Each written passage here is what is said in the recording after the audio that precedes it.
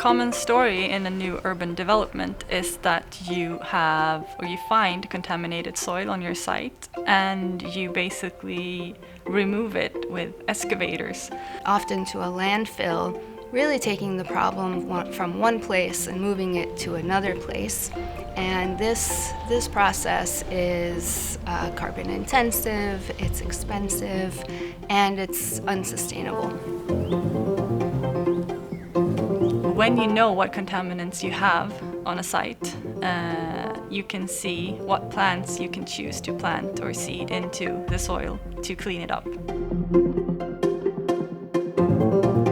Different plants work in different ways. For example, some plants will stabilize contaminants in the soil, while others will work to actually extract the contaminants and break them down into smaller organic material, and then they are released into the atmosphere.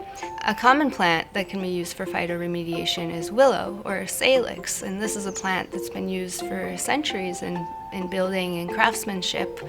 So selecting the right plant for the right type of contaminant is very important, and that's what our tool aims to help with. Phyto-matter is suitable if you have low to moderate levels of contaminations. Then there's a good possibility for plants to clean up the soil. And then after doing that, once the plants have grown, you can harvest them. And if you know how the plants have dealt with the contaminants, you can use them by making new materials, and that you can then later use back on site.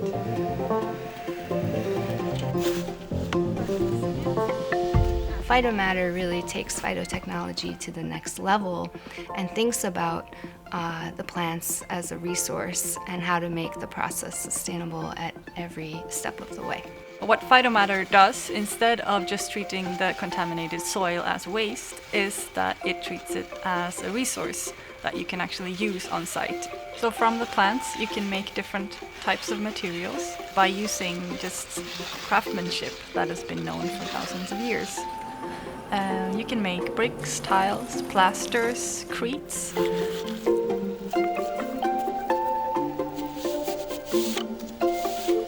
Phyto-matter is basically an app, a tool that you can use when you know what contaminants you have in your soil. You can feed your data into the app. Since there's lots of research on these areas, the information is very scattered. So what Phyto-matter does is putting that research together. So while we provide some level of basic information that we've gathered, the tool will also make it possible for new information to be added, such as extraction rates or updated research can also be included in the tool in the future. And there's also the opportunity to really involve the people, the future users of the site, to be involved really early in maybe dealing with the plants or taking care of them, perhaps getting to know the site, the history of the place. Phyto-matter is an open source platform that should be accessible for anyone who's interested, basically. We're in the beginning stages of the project. We're building the database right now, and in the late summer we are starting with our materials prototyping. After that we will evaluate our results and bring everything together in our digital user interface, the actual app.